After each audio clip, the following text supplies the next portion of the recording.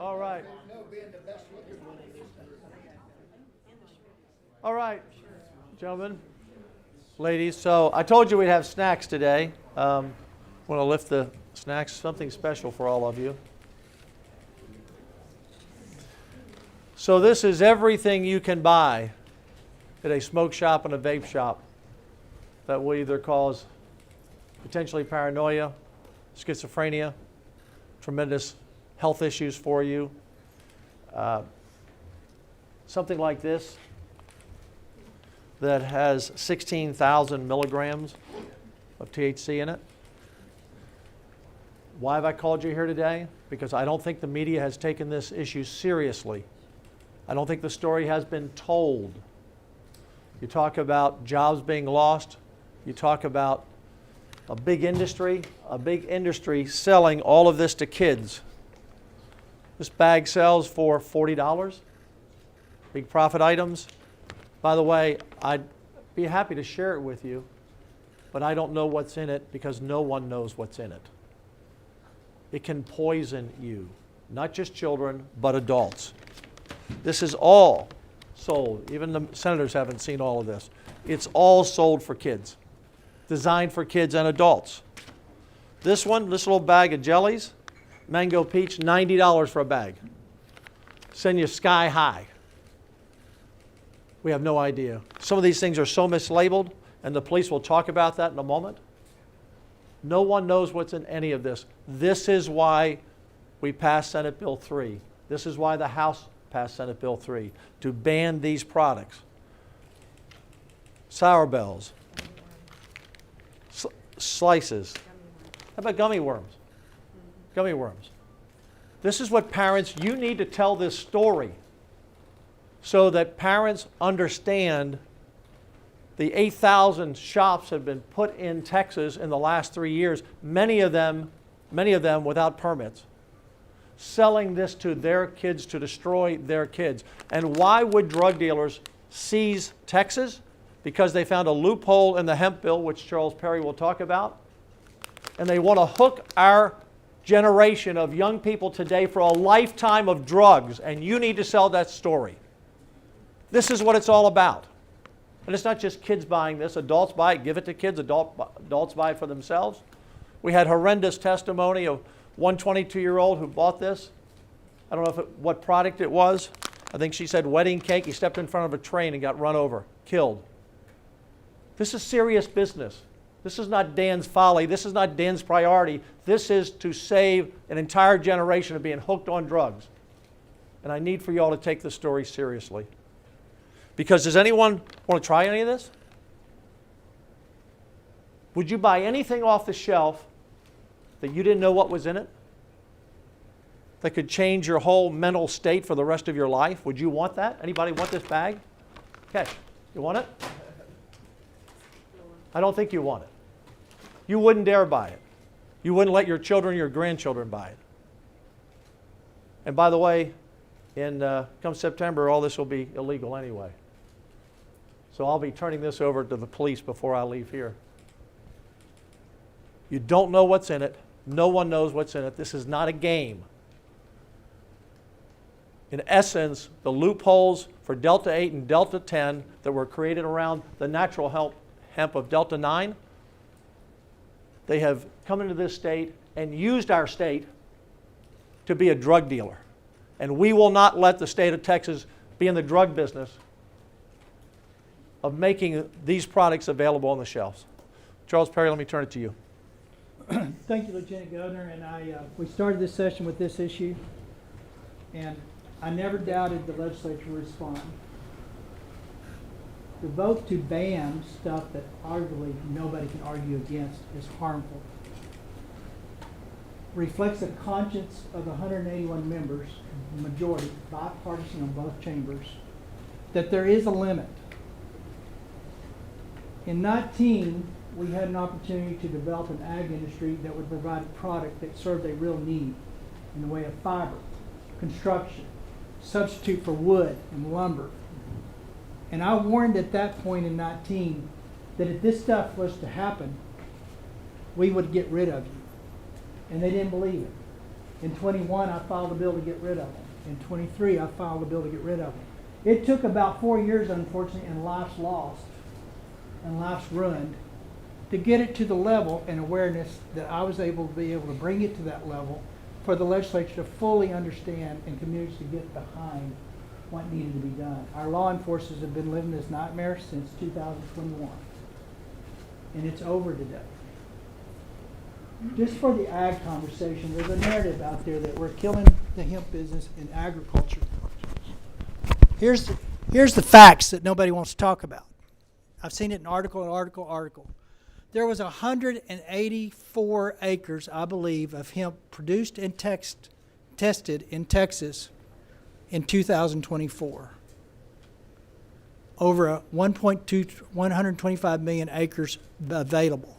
So when we say we killed the hemp industry for the ag business, first of all, we didn't touch the ag code.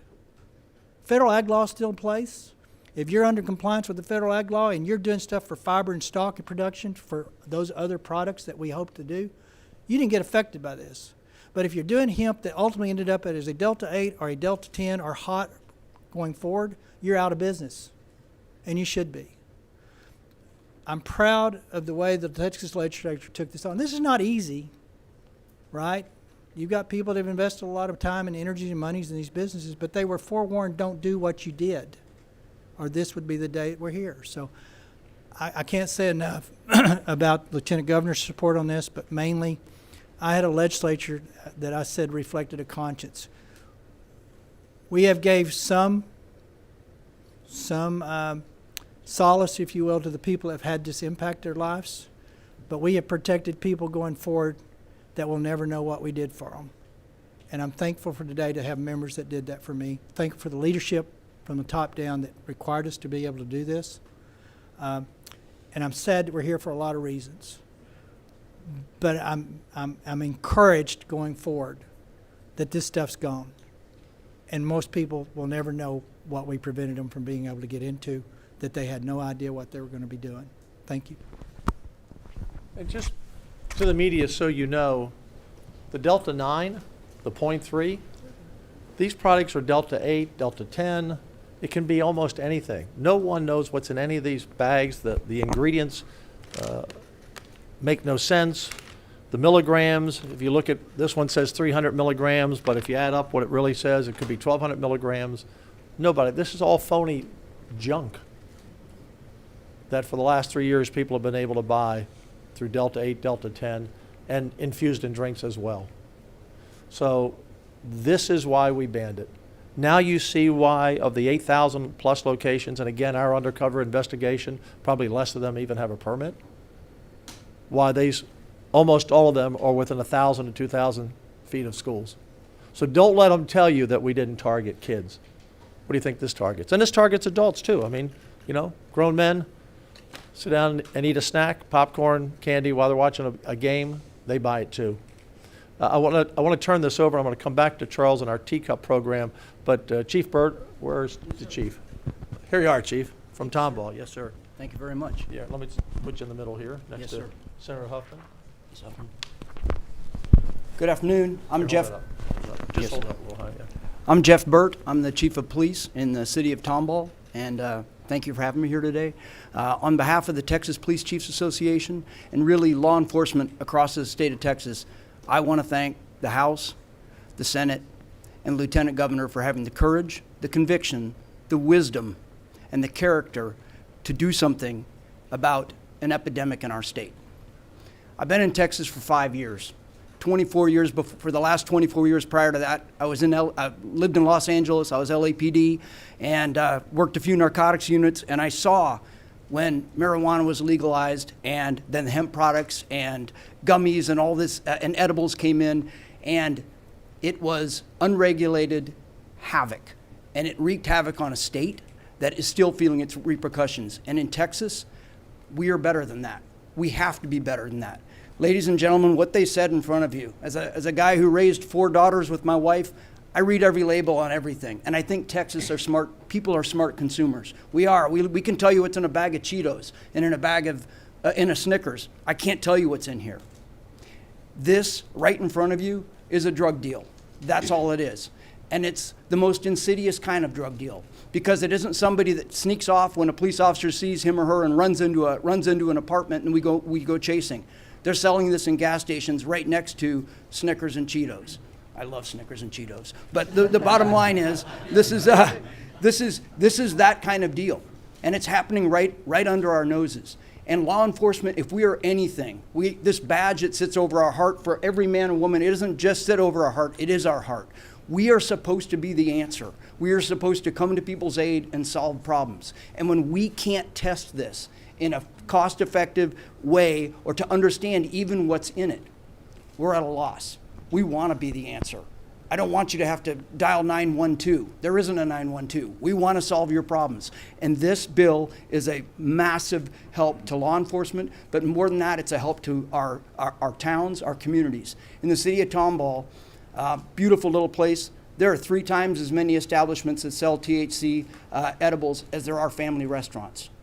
So this is a big deal, and it's I'm so grateful and stand by the Lieutenant Governor and the House and the Senate and law enforcement. Thanks you all for your dedication. Thank you, Chief. Yes, Thank you, sir. Oh, well, you can just go there. Guy Willis, where are you, Guy? DA from Collin. Is Guy here? Right here, sir. Oh, come on up. Oh, hey, Guy. I didn't see you in the crowd. Grab the mic there. Hold it close. Good afternoon, Greg Willis, Criminal District Attorney in Collin County. I think Senate Bill 3 is all about closing this loophole that is literally swallowing our next generation. It's a loophole so large that an entire industry has been able to walk through it and at the same time reach into our kids' minds and deform them in some ways. We're talking high potency synthetic THCs, candies, gummies, colorful vape pens.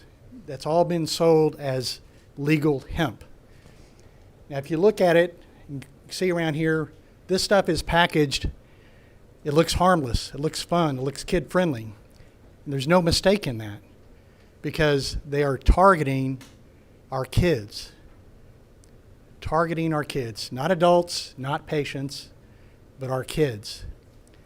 And in Collin County, we see the results of it.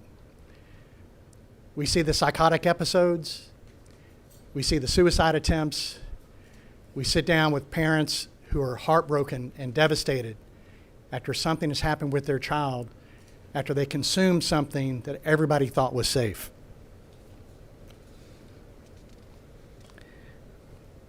Basically, if you want to sum it up, I don't know if Senator Perry would agree with this and Lieutenant Governor Patrick, but basically, if it gets you high, it's not legal hemp. If it gets you high, it's not legal hemp. And it certainly doesn't belong on a shelf next to some Skittles.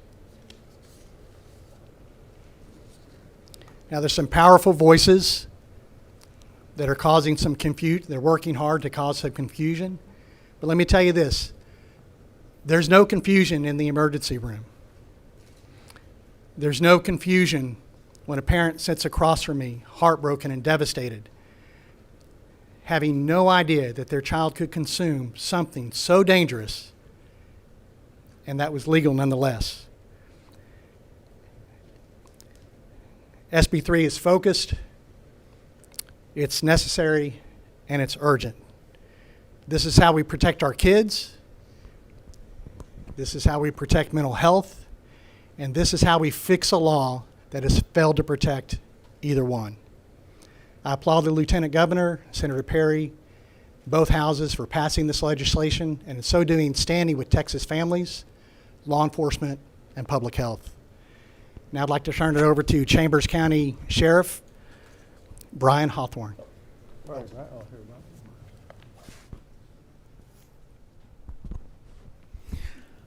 Thank you, Prosecutor. I'm Brian Hawthorne. I'm the Chambers County Sheriff just east of Houston on Interstate 10. I think it's important for everybody to know the little town of Winnie in Chambers County has more retail stores that are selling THC products than we do fast food, and that's on the interstate. So that ought to tell somebody something. When I first got into law enforcement we worried about lots of different drugs, but over the last, say, 10 years, we used to really worry about the cocaine out of Colombia or the methamphetamine out of Mexico. I now worry about the baked goods coming out of California and the candy coming out of Colorado. And what's really interesting is the fact that many of these products that the Lieutenant Governor has here on the table, they don't allow them to be sold in their state. They just ship them to us to poison our children.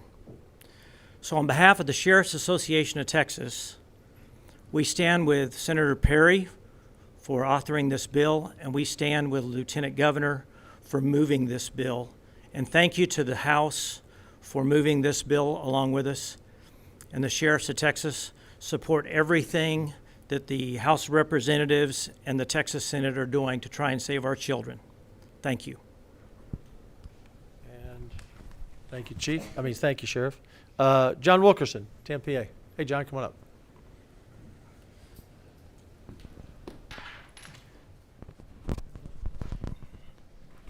Thank you, Lieutenant Governor. My name is John Wilkerson, represent the Texas Municipal Police Association. We're the state's largest association of rank and file officers.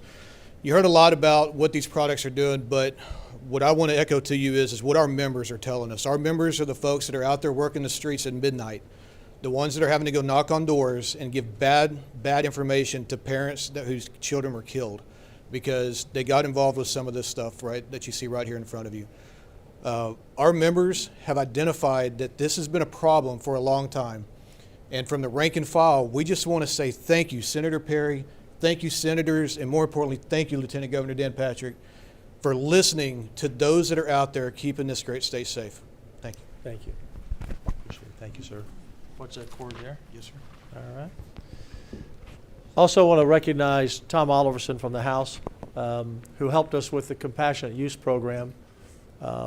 We are launching the biggest compassionate use program in the country with Charles Perry, going from 3 licenses to 12 licenses, expanding to chronic pain and terminal illness, because some people have said, well, what happens when this goes away? And you know, the people who are saying that are the people making all the profit off of this. They don't care about the health of adults or children. They care about making a profit. That's all they care about. But we wanted to respond to that. And so we have expanded that program, working with the only pain person we have in the legislature, Tom Oliverson. So we're also rolling that out at the same time through that passage. You want to make a comment, Joe? Yeah, I'd say we promised on the front end, when we get rid of the bad stuff, we'll find a way to thread the needle for those that have found benefit in not this stuff. They're confused. But there is a cannabis line out there that does help people. So the Teacup program that's been around since 15 is now going to 12 locations. The Lieutenant Governor said, here's one big change. We increased the dosage to a 10 milligram level. So that's significant enough to address the pain that a lot of these people seek through that relief. We also as he said, added chronic pain. Chronic pain is a big shift. It's a big birth of potential people that probably at some level were taking some of these products at their own risk, self-medicating. You know, historically, Texas has never medicated through a gas station or a convenience store. So it's moving it to the proper area where it's prescribed, it's doctor monitored. In that program, we're going to go to those 12 licenses. We're going to push out satellite distribution centers. That's critical. Under the current program, I used the example in the previous, if someone in Lubbock needed this product under Teacup, they would have to have a physical driver take it from Austin to Lubbock. And if that person wasn't there when that person arrived in Lubbock, they would bring the product back. We're going to solve that by having satellite locations that actually store the product so that with prescript and when it's done, that person on the other end has something already there and they're not waiting and running the risk of missing it. So that reduces the cost. A large part of the cost of the Teacup program was the transportation issue. So the bill, we've addressed most of the cost factors. We're expanding supply, which brings down some of the cost. And we've given another layer of who can qualify underneath Teacup. So I think it's the relief we promised. To Light Gov's credit, we did it responsibly, and he wanted to make sure we didn't open it up too wide to where people weren't going to get satisfied, but it will cover, I bet, 99% of the people that were in this market. So Texas does things big. Unfortunately, there was taking advantage of something that was bad that was big because we are big. We fixed that, but we're expanding the things that we believe are legitimate needs that can be met through a responsible delivery system. Medical cannabis does provide relief in certain instances. The key to that, it is regulated. And that's what we were missing in this other link. So we have moved forward in a responsible way as promised. And I think Lieutenant Governor's right. It will be the largest medical cannabis program, regulated medical cannabis program in the country, and probably the most well designed. And I'm proud of that fact. And Representative Alderson had a big part of what does pain look like and how can we fix the pain that people seek. So we've got a good bill. 31-0 last night, yes. I think, coming off the Senate floor. So that sends a strong message that people saw the need, we addressed the need, and we did it in a way where we had 31 votes off the Senate floor to get that bill moving. And that's a clear message to our veterans. Not only are we doing the Ibogaine program, which was asked by some of our veterans like Marcus and Morgan Luttrell and others. We're doing this program, which our veterans, if they have cancer, PTSD, chronic pain, but it's going to be regulated to protect them. So we'll take questions, but I just want to close with this. It's seldom that you all write a story or broadcast a story that literally can save lives. So please ask your editors, your publishers, allow you to put photographs and video up of some of these products, because the average parent has not been in a smoke shop or a vape shop. They haven't seen this. If they saw it, they might think it's innocent candies from some local convenience store. They might think this cereal bites are innocent, but they need to know what's out there. And you alone in this room today, everything, even from these lollipops, you go into a bank sometimes, they have lollipops up there, if you have kids. These look just like those. I mean, I'm not saying the banks have them. My point is, my point is, you see lollipops. So what'd you know? You might go in the store and buy them and not even know that you're getting your kid high on drugs and hooked for life. So this is a place where you can really make a difference. The stories about jobs and mom and pop business. Look, this is all controlled by the drug industry in Colorado and California and elsewhere and out of the country. So they never dreamed we would ban it. They thought they had hit the gold mine in Texas. And I'm proud of the senators and the House members that stood up and said, you're not going to do this in Texas. You're not going to do it. So tell the story. Educate the public, because a lot of the public is still unsure of what this is all about. A lot of people never heard of THC. I was told by one of the staffers the other day, people in the Capitol didn't know what it was about, many. So help educate the public on this, because you will be saving lives. Any questions? Are you worried about a veto? I'm not. I pass bills, the governor signs or vetoes them. I know the governor, I know where his heart is, and I know where he wants to be to protect children and adults. Lieutenant Governor, Yes. Yes. I'd love to ask, we're here on the last day that you can pass bills. Yes. And we're talking about bills that have already passed, as opposed to, say, some of the bail reform resolutions that don't look on track to pass in the House. Why focus on legislative battles that, for the most part, are already done? Because there's a tremendous onslaught of pressure from an $8 billion industry that has unlimited money, and they're trying to poison the story to stop this from happening. That's why, because I can tell you how effective they are, because most of you in this room, no criticism personally, most of you in this room have bought into a lot of their story. Oh, it's going to cost jobs, it's going to impact the economy, it's an $8 billion industry, oh my goodness, what's going to happen? People are going to be hooked on drugs, having to go somewhere when all this goes off the shelves. You all have been, you're part of the problem, quite frankly, because you're not telling the story. So that's why we're here. And we're here because this never happens again. That's why we're here. So that everyone knows this story. So that the parents will rally, the superintendents will rally, the principals will rally, the communities will rally. You've already seen law enforcement, they've rallied to the cause. That's why we're here. There are a lot of bills that pass in there. They're important bills. But nothing is more important than stopping a kid getting a hold of this junk. Do you understand?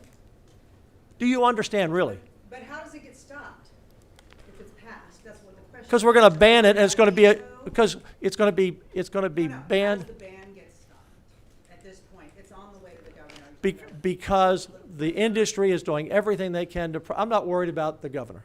Okay. I'm worried about the pressure on the media and the general public to try to keep this going in some way and bring it back or stay alive. Look, they're all going to file lawsuits.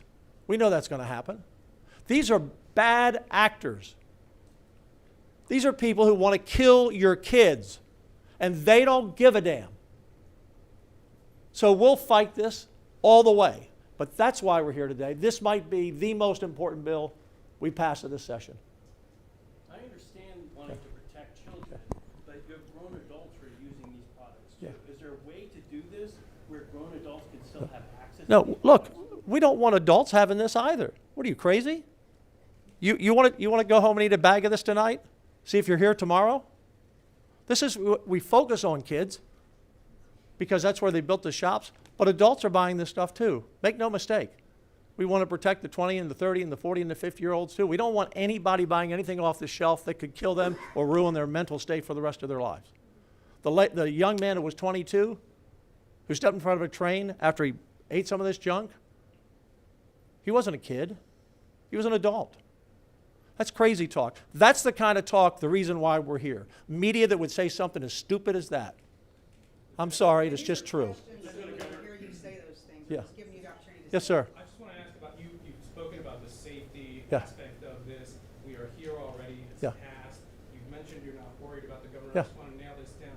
Have you spoken with him? Was there a big I speak with the governor every day. about this. Look, I'm not going to speak for the governor, okay? He will do what he's going to do. I have total confidence in the governor. You will know his decision when he makes it. The reason I'm here today is for you to tell the story. I'm not worried about the governor understanding it. I'm worried about you all understanding it. Lieutenant Governor, can I kind of Yeah, move Rudy. this away from the governor to Yeah. the chronic pain Yes. issue? That was a big part of this Yes. whole negotiation. Senator Birdwell, early on in the debate, was really worried about opening this up with chronic pain. Yeah. Are you sure that we've avoided a situation with the legislation and the deal that we made with Doc up Yeah. there? Yeah, in look, addressing the chronic pain, yeah. we're not opening up Pandora's no, box. no, We're not opening I'm up- totally confident. That's why everyone said in the beginning, well, how come the Senate's not dealing with chronic pain? Because we wanted to spend time. Tom happens to be my next door neighbor. We've spent hours and hours talking about this. But all bills don't pass like that. So your message to the people who have been saying, I've been self-medicating, this has helped. Which this is stuff has dangerous. helped me. I understand what you're saying, but there are people who say, this stuff has helped me. So your message to those individuals in regards to this chronic pain deal, is that going to solve in? People who have true chronic pain as described under the Medical Practices Act are going to have real help, as Tom Oliverson would say, and he's thumbs up over there. He's the last guy that wants to see, and he's a pain doctor. He's a pain doctor. He brought the amendment to ban all of this. He doesn't want to see people self-medicate. You can't, as Charles said, you can't self-medicate yourself at a gasoline station or at a smoke shop. You can't do that. You don't know whether you're 40 or 14. You have no idea what you're doing to your body and to your mental health. One last question. So you have applications are due next year. Yeah. It takes some time to set up the new businesses and Yeah. locations Yeah. out in the rural areas, but this stuff gets banned in September. What do Yeah. people do between September and when TCOP gets released now? Charles? We're moving it forward. So, to be clear, it's TMB, Texas Medical Board's definition of chronic pain. I searched high and low to figure out who was. Multiple people gave me the definition. So it's consistent, and it addresses acute versus chronic. That's what puts the definition in there. To your question, we have currently 3 licensures. One is active, the other 2 are dormant. What we hope to do is get those guys with the satellites as soon as possible. We ought to be able to have enough rules, and DPS ought to get those guys out in the field as quick as possible. Then we add 9 more, and the first 3 are required to come through an existing 150 applicants that are sitting at DPS today. They had a 2/23 deadline. They were in the system. They've been sitting there waiting for approval. So that's the low-hanging pool, if you will, to pull the next 3 from for sure. We did not prohibit the DPS from using all of the 9 there. We gave them the flexibility to open it up if they didn't find the people in those groups they needed. So the next 3 are supposed to be in place, I believe, by April 1st of 26. The first 3 are October 1 of 25, and then the next 6 are going to be by April 1st of 26. So if we're successful in getting those 3 locations out of the 150 plus the 3 we have, and there's a concerted effort to deploy those satellites, you will see an impact regionally. The idea here is nobody's going to be within a long distance of trying to find those. But we have 3. 2 of them will get reactivated. The one that's very active is ready to go. Those satellites will be rules propagated and in place, I hope, by mid-October. It shouldn't take that long. And the new ones, we've given them an extra about a year, April, I think, 1. So we're going to move it as fast as we can. Those are deadlines, right? Hopefully they'll get it done quicker because they know this is a priority of the state. So we're going to be there as quick as we can. We've got some headway with some of the existings, plus the next 3 come out of a group that's already been vetted, if you will. Thank you all. Thank you all for coming. Appreciate it. Don't take anything with you. Okay? Who bought it? Did your office buy all this? I have shoppers. Let's just put it that way. I didn't ask them, but in 50% of the stories and shops, they weren't carding people. I'm sorry, hold on.